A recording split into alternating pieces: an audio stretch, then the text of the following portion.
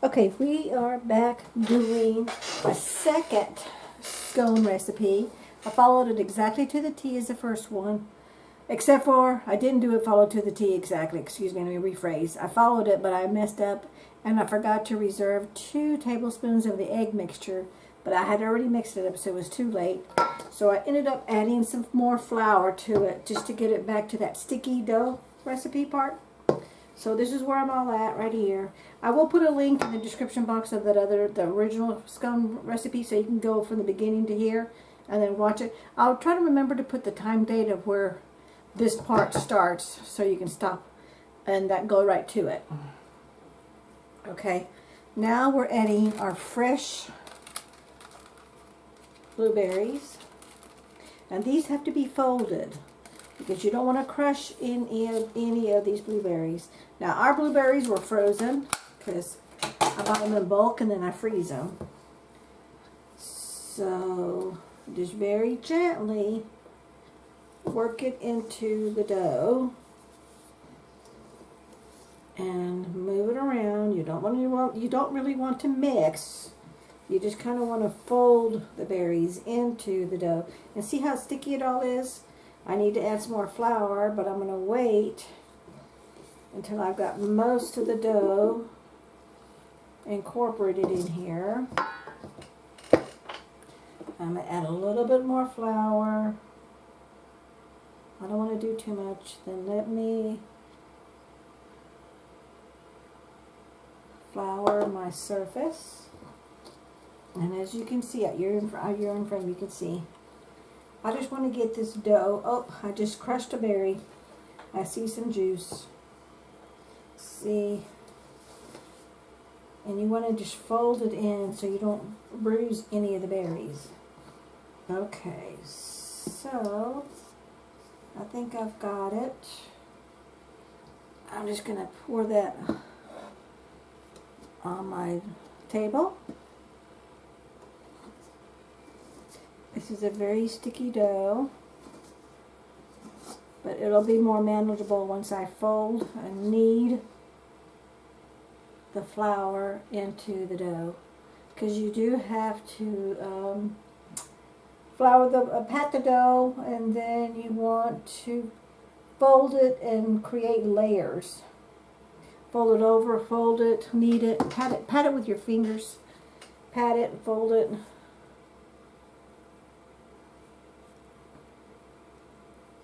Okay, this is really sticky, but then that's what I was supposed to do. I'm just trying to get as much of this dough mixture as possible.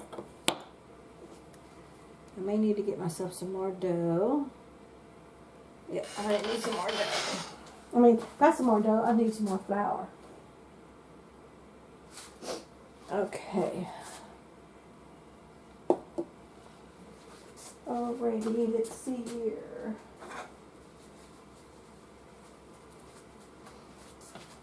Okay, now okay, you can still sort of see me. And I want to get some flour on my fingers. Because what we're trying to do is we're trying to get this to stop being sticky. And there's where adding the flour comes into play. So it becomes manageable. But handle it gently because you don't want to break any of the blueberries. Oop, there's one that fell out. And now the stickiness is starting to go away. I'm just scraping some of the wet flour off the tabletop here. Okay, so we're going to pat like we did before. Let me get some of the sticky off my hands.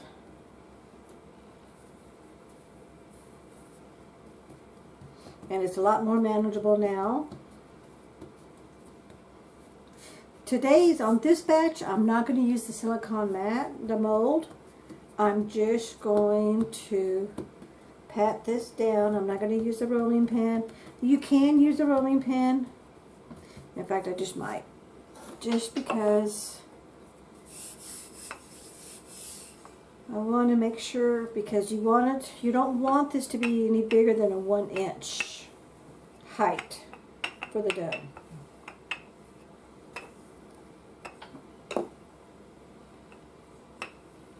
Okay, there's my ruler. 1 inch. I'm more like half an inch, so I'm actually very happy with this, and I think I'm good to go with the way this came out. I don't want to mess with it too much.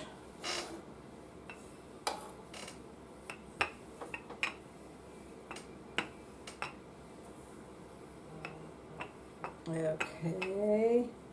Someone's sending me a text message and I'll have to call them back because I got dirty hands.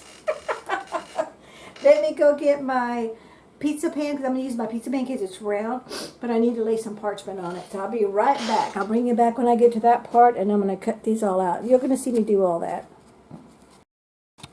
Okay, we are back, and just want to make sure that you're in frame.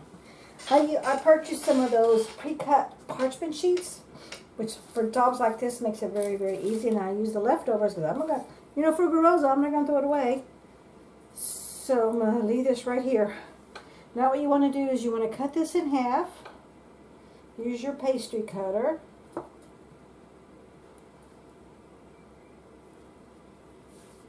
You know what I should have, I forgot about oh,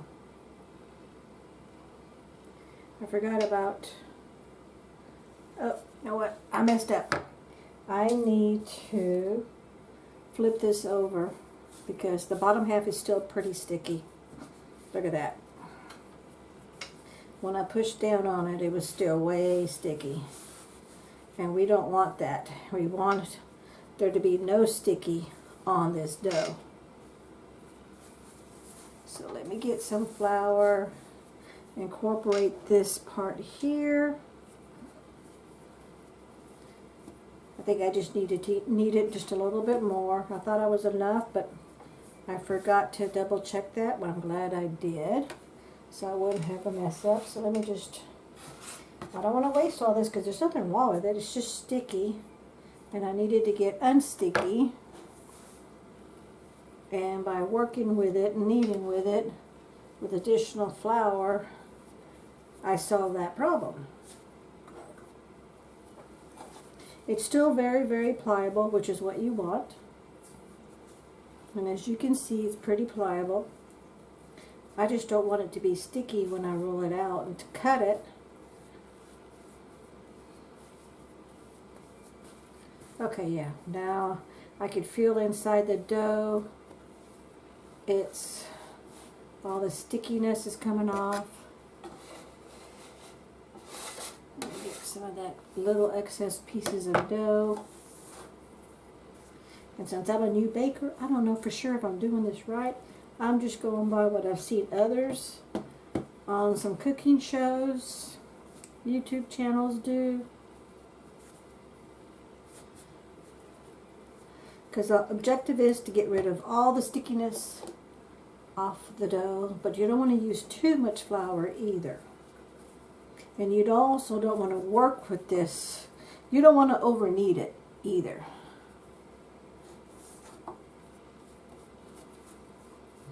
Baking is like a science. And once you've got the fundamentals, it's a lot easier to work with. See, there's a spot right there. See that spot? There's a spot there that's still pretty sticky. So I just want to roll this out.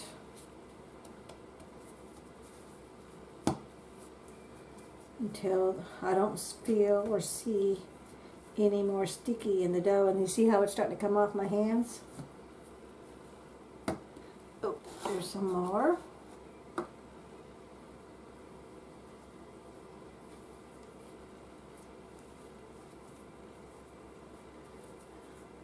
You'll get to when you practice, and I've done a lot of off-camera practicing with stuff like this.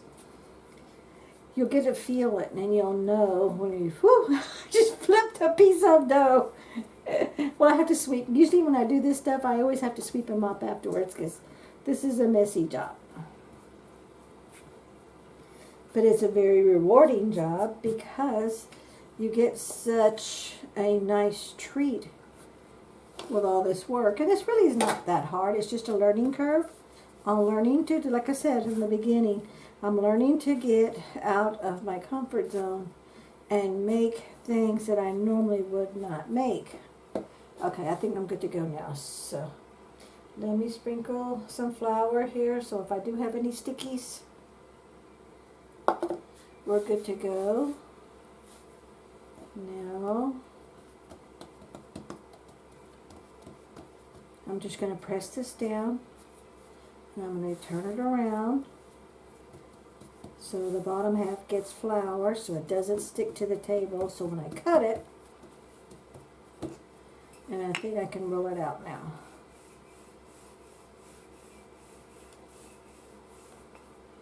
It looks good to me there. Okay, yeah, see how it's coming off really smooth and easy? You definitely don't want to handle it too much. And I followed the recipe to the T, so I don't know how they can get to 1 inch thickness. Because 1 inch is right here. And that's only like half. Ooh, excuse me, itchy, itchy. Okay, so. And of course, when you cut this out and you want to put it in the freezer for 15 minutes, then you turn your oven on to preheat. When your oven's ready, you take this out of the oven. Oh, something's got me itching. You want the coldness. I'm just flouring my cutter here. You want the coldness to get back to the butter. So and it's going to rise while it's in the freezer a little bit, and they're definitely going to rise when they're baking. So they're kind of pretty much double in size. Let me just get a little of those flakies out of the way. So about half. I'm going to go around I don't want to cut into a berry if I can help it. Okay. Now let's do half of this. Oh, I just cut into a berry. I saw some juice. Then we want to cut into this one. So we want to cut into this one. And my pieces are going to be a little bit crooked, and it's because I don't want to cut into a berry if possible. See that? I got a little bit of a berry. But that's okay. It'll work out. It'll work out. Oh, okay. Let's put this berry over here. Yay! That one turned out good. The last one. Okay. So now we've got our little pieces, and we're going to line this on the pizza pan. And of course, it's going to rise. But we don't want them to touch. We want them to be close to each other, but we don't want them to touch. So we definitely want, okay, I'm going to need another piece of parchment. Let me go grab another piece of parchment, because I know I have some already pre-cut.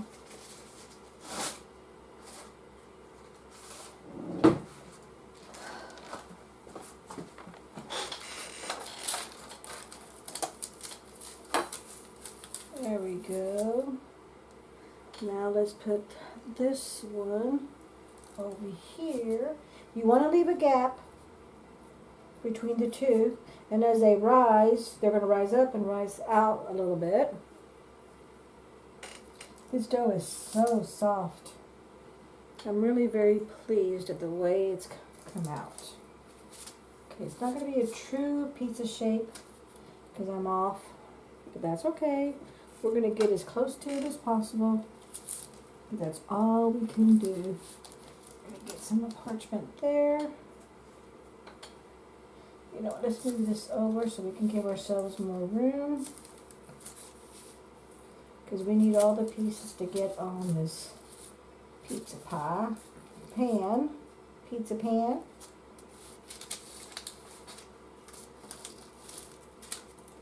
There go. I'm just maneuvering this a little bit because I want to make sure that all the dough is on a piece of parchment.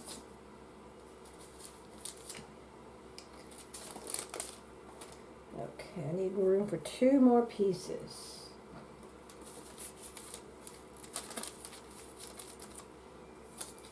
So I've got 1 more.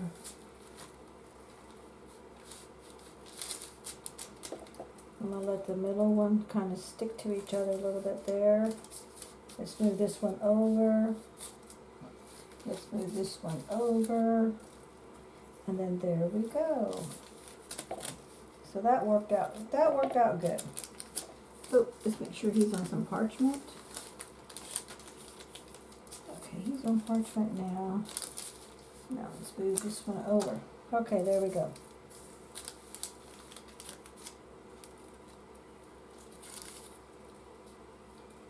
Try not to have them touch too much in the center. I can maneuver this a little bit.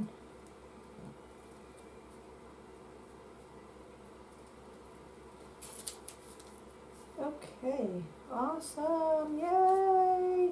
In just a second I'll show you. I'm just trying to separate them and move them. You gotta hold the parchment because I'm trying to move it over without, so I can give myself a gap there. Okay, that worked out good. So, there we go. Now in the freezer they're gonna go for about 15 minutes. It just depends on your oven of how long it takes for it to preheat. And it's going to go into a 400-degree oven. So I'm sticking this in the freezer, and then we'll bring you back when they're cooked. Okay, we are back. The scones are out of the oven. And if you want softer scones instead of them getting hard, because they will get hard, put a towel or wax paper over them.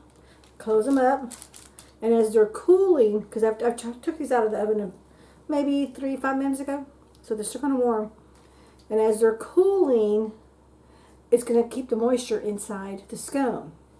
But I'm going to go ahead, because it's getting late and I'm ready for bed. I forgot to do the egg wash, so let me show you. So they puffed up. Oh, I need to get some better lighting. This is awful light. But see how they did puff up?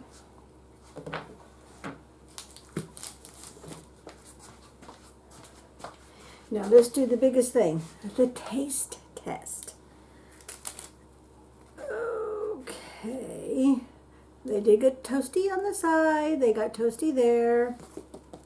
They're a little hard, but not totally hard. But then again, they're not hot, but they're warm. Sorry, I'm just with my lips.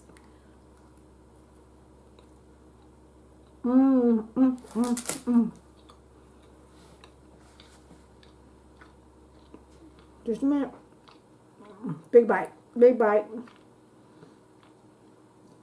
I did add, instead of, I think it called for 1/3. I put in the recipe. I did add almost 1 full cup of sugar to the recipe, and it made all the difference in the world. So I'm gonna start doing that from now on. It's just less than, it's probably like 3 tablespoons shy of 1 full cup. I didn't want to do a full cup because I didn't want to make them too sweet, and it's also kind of hard to tell because of the blueberries in it. But when you're tasting just the dough by itself,